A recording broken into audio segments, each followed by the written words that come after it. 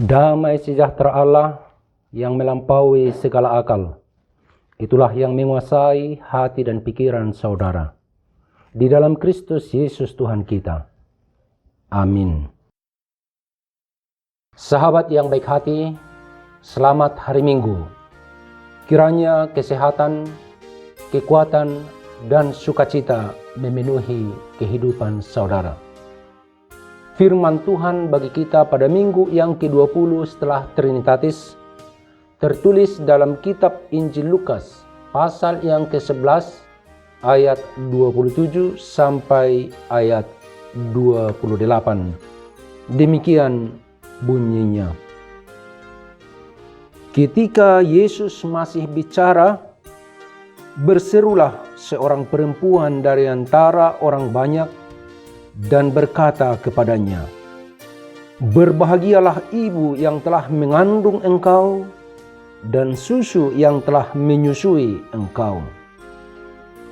Tetapi ia berkata, "Yang berbahagia ialah mereka yang mendengarkan firman Allah dan yang memeliharanya." Demikian pembacaan firman Tuhan. Saudara-saudara yang terkasih dalam Yesus Kristus, kita sering mendengarkan ungkapan "actions speak louder than words", yang artinya tindakan bicara lebih nyaring dari kata-kata. Kata-kata yang terucap dari bibir harus didukung oleh aksi nyata yang didorong dari dalam hati. Kata-kata hikmat yang indah dan manis menjadi kekuatan yang dapat mengubah dunia ketika itu mewujud dalam tindakan dan perbuatan nyata. Seorang yang mengetahui banyak hal tetapi tidak mampu menerapkannya dalam kehidupan nyata akan merasa susah dalam kehidupannya, dan dia bisa menjadi beban bagi banyak orang lain. Orang yang banyak berkata-kata tetapi minus dalam perbuatan adalah seperti tong kosong nyaring bunyinya. Itu tak punya arti apa-apa. Sebaliknya, orang yang menunjukkan perbuatan kecil yang menunjukkan cinta kasih kepada sesama, memberikan aroma sukacita, kekuatan, inspirasi, motivasi, dan pengharapan bagi orang yang menyaksikannya. Bahkan perbuatan kasih sekecil apapun itu bisa membawa perubahan yang besar. Jadi, kata harus selaras dengan perbuatan. Itulah yang disebut dengan integritas. Integritas berarti pikiran, perkataan, dan perbuatan menyatu dalam diri orang yang memilikinya. Bukan seperti ungkapan dalam nyanyian, "Memang lidah tak bertulang, tak berbekas kata-kata, tinggi gunung 1000 janji, lain di bibir, lain di hati." Orang yang demikian tidak memiliki integritas dan dia tidak memiliki fondasi yang kuat dalam hidupnya. Dia bisa mengetahui banyak hal dan dia bisa bicara banyak kata-kata, tetapi hidupnya sangat rapuh. Orang yang demikian adalah seperti yang Yesus ungkapkan di akhir khotbah di bukit, bagai orang bodoh yang mendirikan rumahnya di atas pasir. Bukan demikian orang bijak. Orang bijak dan berhikmat adalah orang yang mampu mendengar, banyak merenung, dan berupaya dengan segenap hati melakukan apa yang diyakininya baik dan benar. Dan orang yang seperti itu digambarkan oleh Yesus sebagai orang bijak yang mendirikan rumahnya di atas batu. Turunlah hujan dan datanglah banjir, lalu angin melanda rumah itu, tetapi rumah itu tidak rubuh sebab didirikan di atas batu. Dia berdiri kokoh sekalipun banjir dan angin kencang menghempaskannya, tetapi dia tetap kokoh. Itulah orang yang berbahagia. Orang yang mendengarkan firman Tuhan serta memeliharanya. Orang yang mendengarkan firman Tuhan serta melakukannya. Dia bukan hanya mendengar dan mengetahui pengajaran firman Tuhan, tetapi dia mendengar, dia merenungkan, dia memahaminya, dan berupaya melakukannya. Orang seperti itulah yang memiliki fondasi yang kuat dalam kehidupannya, fondasi yang kokoh, sehingga apapun yang terjadi dalam kehidupan ini, dia tidak akan rubuh, dia tidak akan goncang, tetapi dia akan menjadi murid Yesus yang tampil tangguh dan percaya diri, yang kuat, elastis, dan tahan uji. Demikianlah respons Yesus terhadap perempuan yang terkesima dan terkagum-kagum atas pengajaran Yesus, atas khotbah Yesus, dan atas mujizat-mujizat yang dilakukan oleh Yesus.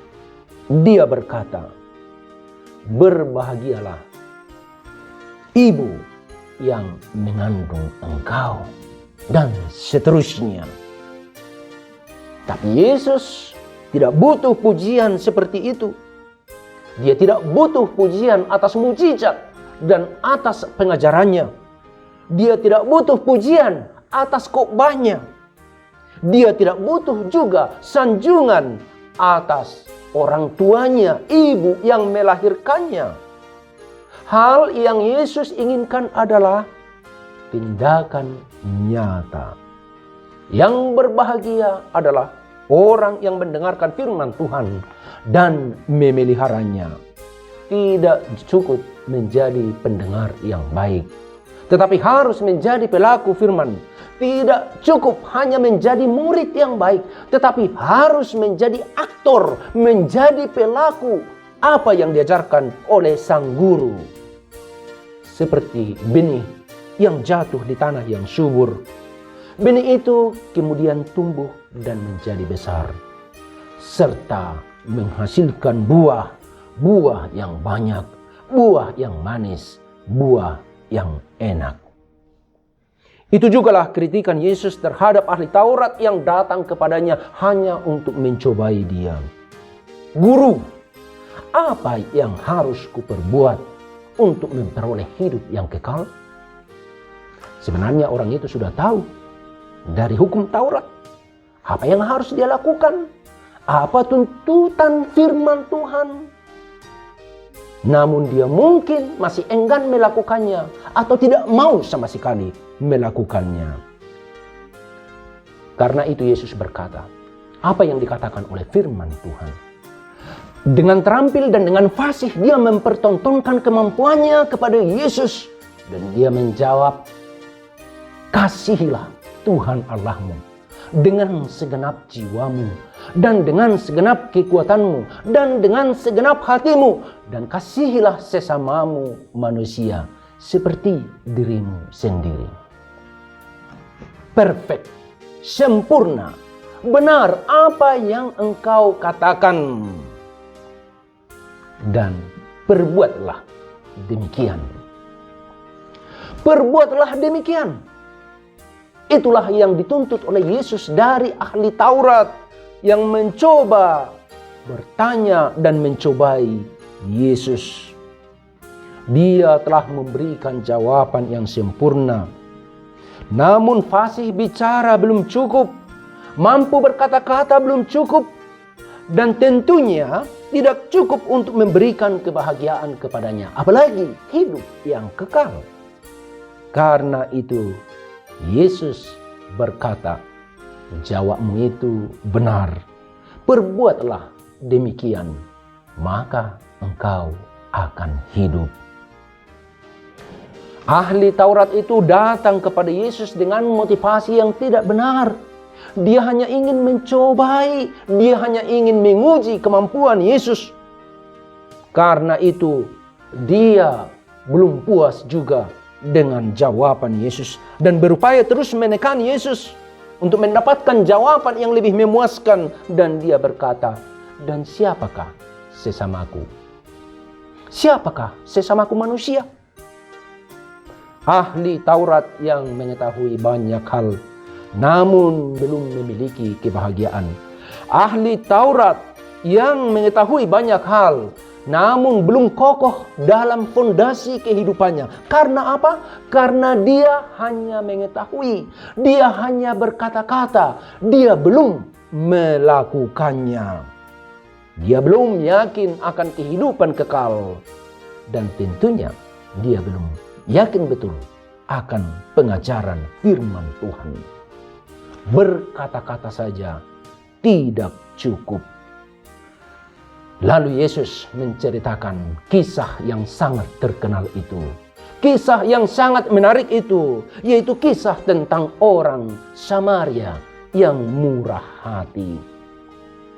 Orang Samaria itu mungkin tidak banyak mengetahui tentang firman Tuhan. Dia mungkin tidak banyak mengetahui tentang hukum Taurat. Dia bukanlah seperti ahli Taurat tadi. Dia bukanlah seorang imam atau pengajar.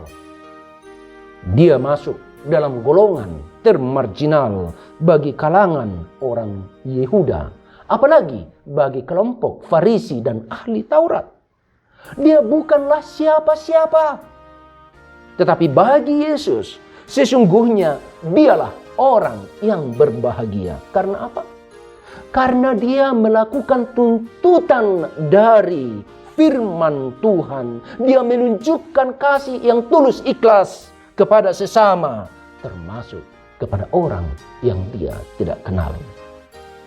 Tidak ada gunanya kita mengetahui banyak hal tetapi tidak mampu menerapkannya dalam kehidupan kita. Tidak ada gunanya kita mengetahui kebenaran tetapi kita tidak menerapkannya dalam kehidupan nyata. Tidak ada gunanya kita mengetahui hukum firman Tuhan tetapi tidak mampu melakukannya dalam kehidupan kita. Karena itu Yesus berkata, yang berbahagia adalah orang yang mendengarkan firman Tuhan serta memeliharanya, melakukannya dalam kehidupannya. Saudaraku, di masa pandemi ini, di tengah bencana dan banyaknya problematika kehidupan, di tengah banyaknya penderitaan, dunia ini membutuhkan bukan orang yang sekedar mampu berkata-kata dan menebar janji-janji kosong, melainkan orang yang berkata benar dan bertindak benar sesuai dengan apa yang diyakininya. Sudah banyak kisah-kisah nyata yang kita dengarkan tentang orang yang menunjukkan cinta kasih, solidaritas dan perbuatan nyata terhadap orang yang menderita, orang yang terpapar atau orang yang terdampak pandemi. Itu sungguh indah, itu sungguh mulia. Dan saya yakin saudara telah melakukannya sesuai dengan kapasitas dan dengan cara saudara sendiri. Karena itu, berbahagialah dan teruskanlah, kembangkanlah perbuatan-perbuatan kasih seperti itu. Namun tidak sedikit juga orang yang hanya berkata-kata, mengumbar janji kosong, bahkan paling ironis melalui kata-kata dan perbuatannya, hanya menambah beban dan derita di masa sulit. Mereka tidak enggan-enggan menuduh, menuding, bahkan memfitnah dengan menyebarkan berita bohong. Perkataan dan perbuatan mereka hanya menambah rasa sakit dan beban bagi orang yang sudah menderita. Tuhan tidak menginginkan itu. Yesus mengajarkan kepada kita bahwa selain mendengar firman Tuhan, kita juga harus mencoba melakukannya. Sekalipun yang kita perbuat sangat kecil, namun itu bisa berpengaruh besar. A small act of kindness can make a great difference. Perbuatan yang kecil sekalipun, perbuatan kasih yang kecil sekalipun bisa membawa dampak yang besar. Karena itu, jangan enggan dan jangan tunggu terlalu lama. Mari kita mulai dari hal-hal kecil dan kita mulai dari diri kita sendiri. Melakukan perbuatan kasih, niscaya itu akan membawa perubahan besar dalam diri banyak orang. Tuhan memberkati perbuatan-perbuatan baik yang saudara lakukan. Amin. Kita berdoa. Ya Tuhan yang maha baik dan maha pengasih, terima kasih atas anugerah-Mu. Terima kasih atas firman-Mu yang mengingatkan kami supaya kami jangan hanya sekedar pendengar firman Tuhan, melainkan pelaku firman Tuhan. Sehingga kami benar-benar memiliki fondasi yang kuat, melangkah menjadi murid Yesus yang tampil tangguh dan percaya diri, kuat, elastis, dan tahan uji. Berkatilah semua anak-anak Tuhan, hamba-hamba Tuhan yang mendengarkan firman-Mu. Dan Tuhan memperlengkapi semua pendengar firman Tuhan untuk melangkah ke depan melakukan firman Tuhan. Jika ada dari saudara-saudara kami yang mendengarkan firman Tuhan, yang dalam keadaan sakit, yang dalam keadaan kehidupan yang sulit, Tuhan kiranya menyembuhkan mereka dan memberikan kekuatan kepada mereka. Berkati saudara-saudara kami untuk melangkah ke depan, melihat masa depan yang jauh lebih indah, jauh lebih baik, karena melakukan firman-Mu. Tuhan, tolonglah bangsa kami, bebaskan dari pandemi COVID-19, dan berkati pemerintah kami, para medis, gugus tugas, semua pihak yang melakukan yang terbaik demi menyelamatkan bangsa kami. Terima kasih ya Tuhan, kami serahkan hidup kami, Tuhan yang memelihara dan Tuhan yang menjaga kehidupan kami. Dalam Kristus Yesus kami berdoa dan mengucap syukur. Amin. Saudara-saudara yang terkasih, selamat hari Minggu. Tuhan memberikan sukacita, kekuatan, dan berkat-berkat-Nya kepada saudara dan keluarga.